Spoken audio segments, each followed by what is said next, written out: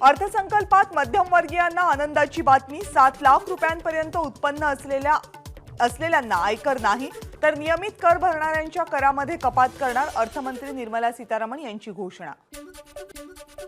नव्या करश्रेणीनुसार 3 लाखांपर्यंत कोणताही कर नाही। 3 ते 6 लाख उत्पन्न असेल तर 5%, 6 ते 9 लाख उत्पन्नावर 10%, 9 ते 12 लाख उत्पन्नावर 15%, तर 12 ते 15 लाख उत्पन्नावर 20% आणि 15 लाखांहून जास्त उत्पन्नावर 30% कर आकारणी। केंद्रीय अर्थमंत्री निर्मला सीतारामन यांनी 5व्यांदा मांडला अर्थसंकल्प। मोदी सरकारचा सलग 9वा अर्थसंकल्प। जगात मंदी पण भारतीय अर्थव्यवस्थेमध्ये तेजी। निर्मला सीतारामन यांचं वक्तव्य, अमृत काळातला देशाचा पहिला अर्थसंकल्प। अर्थमंत्री निर्मला सीतारामन यांनी केलं 1 तास 25 मिनिटांचं भाषण। अर्थसंकल्पात मोठ्या घोषणा तर निर्मला सीतारामन यांचं आतापर्यंतचं सर्वात छोटं अर्थसंकल्पीय भाषण। यंदाच्या अर्थसंकल्पात 7 गोष्टींवर प्राधान्य। सर्वसमावेशक विकास, शेवटच्या व्यक्तीपर्यंत पोहोचणं, पायाभूत सुविधा आणि गुंतवणूक क्षमतांचा खऱ्या अर्थानं वापर करणं, हरित विकास साधणं, तरुणांचं सामर्थ्य आणि आर्थिक क्षेत्र। अर्थमंत्री सीतारामन यांची माहिती।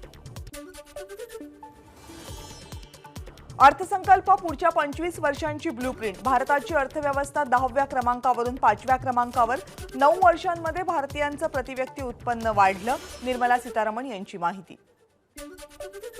सोनं आणि चांदीच्या किमतीमध्ये वाढ करण्याचा अर्थसंकल्पामध्ये निर्णय, तर खेळणी, किचन अप्लायन्सेस आणि सिगारेटच्या किमतींमध्येही वाढ होणार असल्याची माहिती।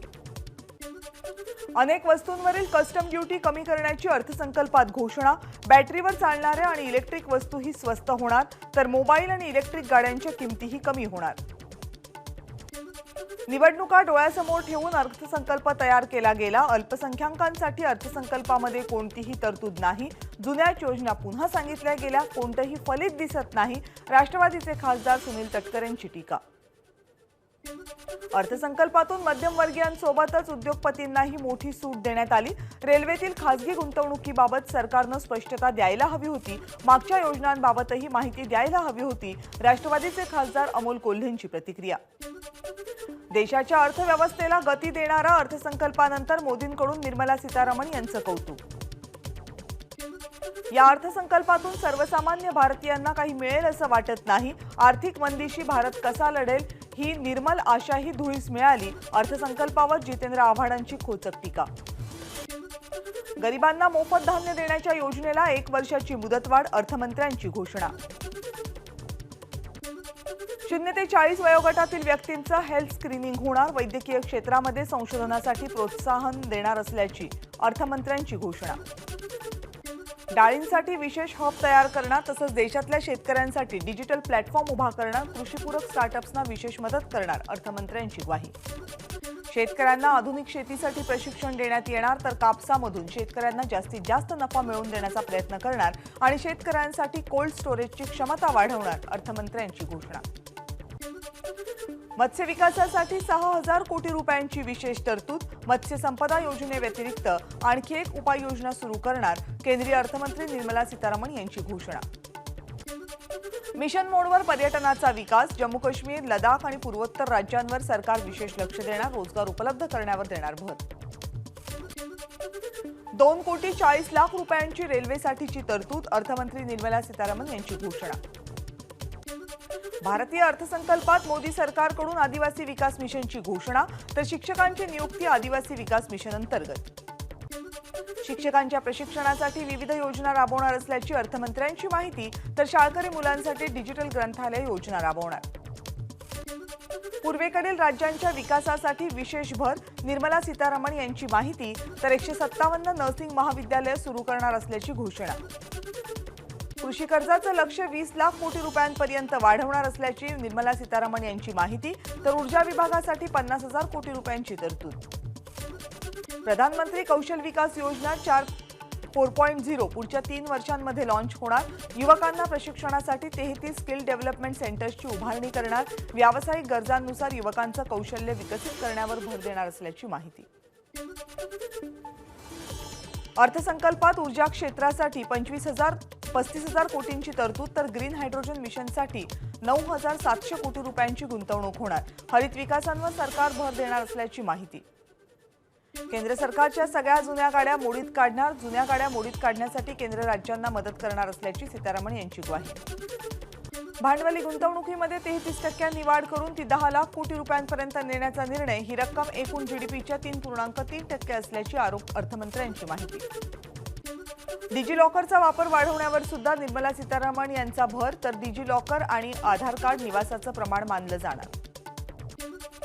सेबी वित्त क्षेत्रातील काही नियमांमध्ये बदल करणार. क्रेडिट गॅरंटी स्कीम 1 एप्रिल 2023 पासून लागू होणार.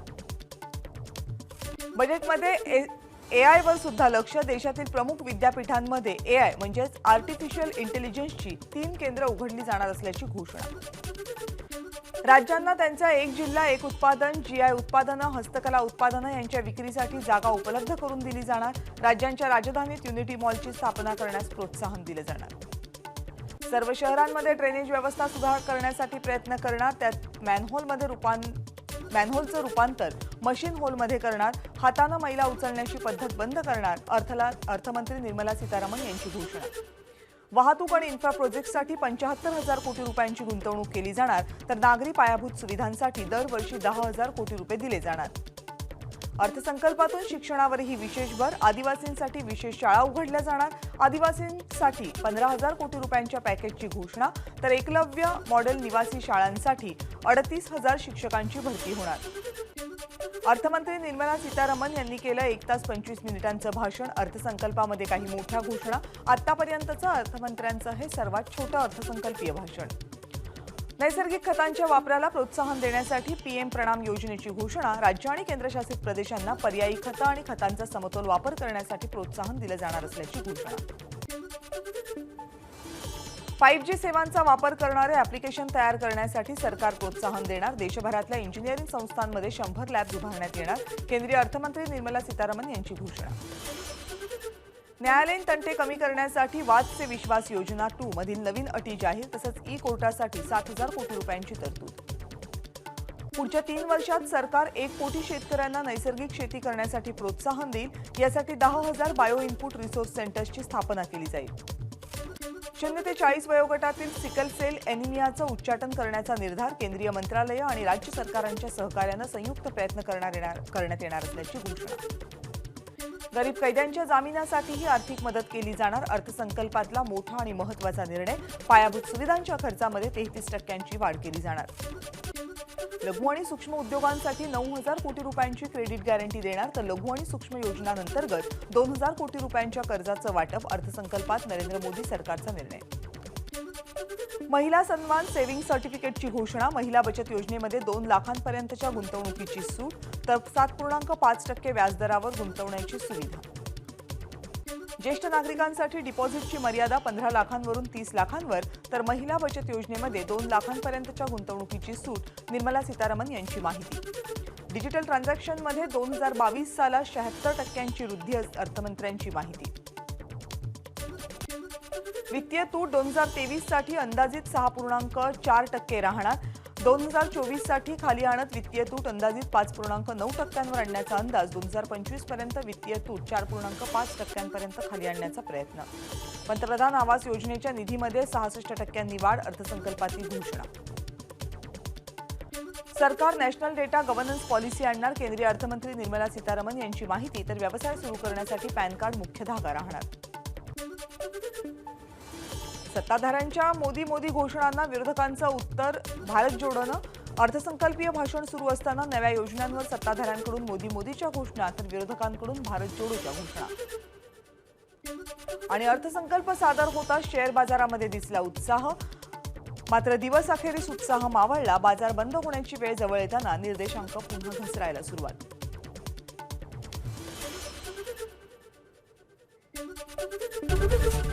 एबीपी माझा, उघडा डोळे बघा नीट.